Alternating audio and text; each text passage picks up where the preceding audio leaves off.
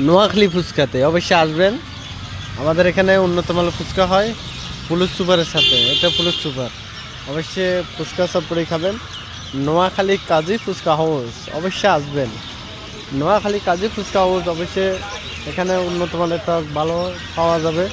অবশ্যই আসবেন, ভালো খানা দেওয়া হয়। অবশ্যই আসবেন। আসসালামু আলাইকুম।